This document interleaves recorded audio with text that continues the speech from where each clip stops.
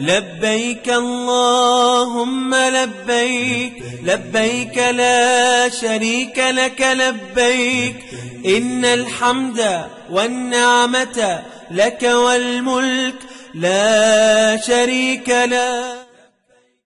बिस्मिल्लाहिर्रहमानिर्रहीम. आदाब नाजरीन. तेलंगाना के आज़मीन हज की इंतज़ार की घड़ियाँ आज ख़त्म हुई जब हज 2019 के लिए आज हैदराबाद हज हाउस में कुरानंदाज़ी की गई. जिनके नाम खुरा में आ गए, इनकी खुशियों का कोई ठिकाना न था. आंखों में आंसू मगर चेहरों पे मुस्कान, एक दूसरे से गले मिलकर वो मुबारकबाद दे रहे थे. जिनके नाम वेटिंग लिस्ट में थे वो भी सब्र सुकून के साथ वहाँ मौजूद थे.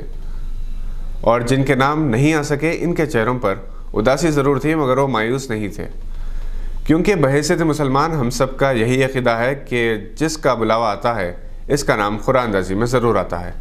तेलंगाना हज कमेटी के special officer professor S Shakoor की निगरानी में कुरानंदाज़ी की गई. इस मौके पर मिस्टर इरफान भी मौजूद थे. तेलंगाना हज कमेटी को 12,884 आज़मीन की दरख्वास्तें वसूल हुई, जबकि 4,169 का कोटा मंजूर हुआ.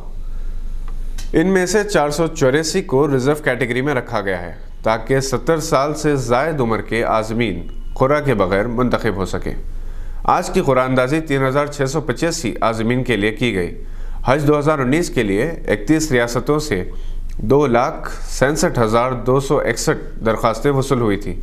मरकज़ी वज़ारत दाखिलती उमूर ने 1,75,000 आज़मीन का कोटा मंजूर किया है, जिनमें से 1,25,025 आज़मीन रियासती हज कमेटियों की तवसत से हज की सादत से सरफराज होंगे.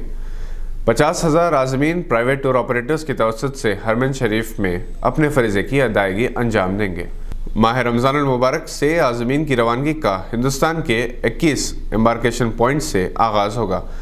हैदराबाद से आंध्रा और तेलंगाना और कर्नाटक के आज़मीन परवाज़ करेंगे. ये थी आज की एक ख़ास खबर. देखते रहिए गवाह.